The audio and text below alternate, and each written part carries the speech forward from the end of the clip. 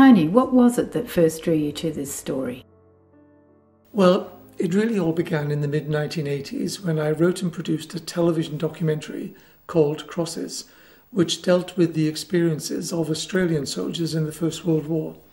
I later wrote a book which was released under the same name, and during my research for that book, I discovered firstly that a total of 121 Australians had been sentenced to death during the war, but not one of them had been executed because the Australian government very wisely refused to allow it. This led me to look into how many soldiers serving with the British and its allied armies had actually been executed, and the number quite staggered me.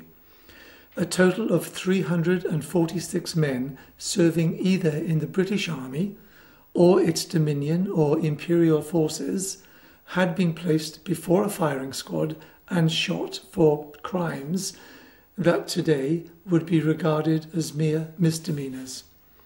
Many of those shot had been suffering from shell shock, or what we today would call post-traumatic stress disorder, and rather than being shot, they should have received proper medical and psychological care and have been treated compassionately. That's why I really became involved in this story. I was appalled by the injustice of the entire system and wanted to tell the story in a way that reached out and grasped the emotional sharp edge of it. What do you mean by the emotional sharp edge? Well, when we look into the past generally, into history, into events now largely lost to us in time, there's a tendency by just about everyone, I think, to become somewhat distanced from those events. We can't really help that because we are actually distanced, both spatially and by time. But if you try to imagine what it was like during that period, not only for the men who were fighting in the trenches, or those who had been condemned to death and were awaiting execution, but also for their families and even those men who were being forced to carry out the executions, the members of the firing squads, then you might begin to feel the raw emotion of what was happening. Imagine, for example, being sentenced to death after a court-martial that had lasted only about 20 minutes, which was a fairly average time for a trial under those circumstances. Defence counsel officers, generally speaking, were completely incompetent. In most cases, the defence was usually undertaken by officers with little or no actual knowledge of the law. More than 3,000 men were sentenced to death by British Army courts-martial during the war. There was no appeal, it wasn't allowed, although many sentences were subsequently commuted to penal servitude. But the condemned men, those whose sentences had been confirmed by the Commander-in-Chief, were simply shot the following morning or within a day or two. There was one case where a man had been sentenced to death. The sentence had been confirmed. The unfortunate soldier was told that he was to be shot, and just 45 minutes later, he was led out and executed by a firing squad. These were powerfully emotive events, lost now and distanced in time, and I wanted to bring back the terror of what was occurring to those men and tell the story of the injustice of it all. Okay, but your book is fiction. How does that relate to what you've just been telling me? There have actually been several history books written about executions of British and Empire soldiers during the war. I should add that some civilians were executed too, those who had been subjected to military law, so it wasn't just soldiers who were being killed. I've even read a few academic theses while conducting research for my novel, but histories and theses, while important and extremely valuable as instruments of preservation and research, rarely have the capacity to demonstrate what such events might mean for the ordinary soldier who had been condemned to death, or for those he loved, his family and close friends. The families had to live with the shame for decades afterwards, and this type of shame, brought about solely by injustice, was a terrible thing to have to endure. My book, A Dawn with No Birdsong, will, I hope, help to rectify this, because it deals with the deeply emotional aspects of the issue. I hope I've told the story in such a way that people today who read it will be able to connect not only with my characters, but also to the history of events upon which the story is based. I always like to say that non-fiction books can show you the black, the white and the grey of history, but a historical novel can also bring out the colour and the emotion of the past in much the same way as a well-scripted film brings a story to life. Can you tell me a little about your characters? Yes, of course. The two principal characters are Alex Ray, a Welsh soldier serving with the British Army in the trenches during the war, and a young woman named Lyle Raymond, daughter of a French woman, Madame Raymond, whose husband had been killed at Verdun. Madame Raymond owns a small farm behind the lines, which is constantly under threat of attack. Alex makes a promise to Madame Raymond that in the event of a sudden German attack that might overrun her farmhouse, he, that is Alex, will do what he can to help the family. He keeps his promise, and during all the terror and confusion of a major German attack, he's able to get to Madame Raymond's farm and assist in saving the family. However, this brings him into conflict with the military authorities, who charge Alex with quitting his post, a capital offence in the trenches, and it looks as if Alex will be tried and shot.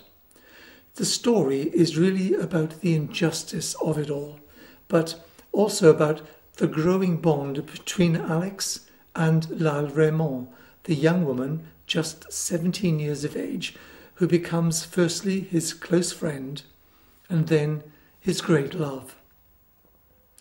It's really a race against time and a desperate struggle for survival as the British military authorities do their best to hunt down Alex, who has had to go on the run, and to place him in front of a firing squad. It's really quite a simple story, but with, I hope, powerful characters and deep emotional connections. And who are some of the other characters in your book? Oh, well, we have so many. I think one of my favourites is Monsieur Sereau, the village undertaker who takes Alex under his wing when Alex is in hiding. Monsieur Sereau is full of apparently wild and highly improbable stories of the years he had spent as a sailor on the old sailing ships going around Cape Horn. The interesting aspect of his character and the amazing tales he tells is that the stories are all true, however improbable and unlikely they may seem. I've researched them myself. Can you let us in on one or two of these? Well, without giving away too much, I can tell you that Monsieur Sereau recalls a number of stories, including the time he watched a Chinese man suffering from late-stage leprosy volunteering to be buried alive at the local cemetery because his grave diggers had been summoned too early in error, and he didn't want to have them sent home without their pay. Monsieur Sereau is a highly colourful character, absent-minded, a bit doddery most of the time, but a man who always buries his clients with the utmost respect and care, even when the region is under German bombardment. He's just a lovely old man who will do anything to prevent Alex from going in front of a firing squad. I believe that the character of Alex has some personal connection with your own life. Well, only in that I've made him a Welsh soldier who comes from the same city, Swansea, where I was born, and even the same region of the city, St. Thomas, where I grew up. There are some scenes in the book that reflect back to Alex's past as a young lad, and later when he first volunteered to serve in the British Army.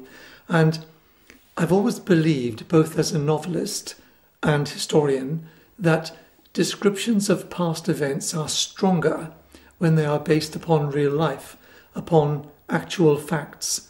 So, in that respect, Alex's own life does mirror mine just a little. I've drawn on my reality to reconstruct his fiction. You mentioned earlier that this is, as you say, a very emotional story. But the tragic events didn't just affect the condemned men, they affected others as well. Can you tell us more about that?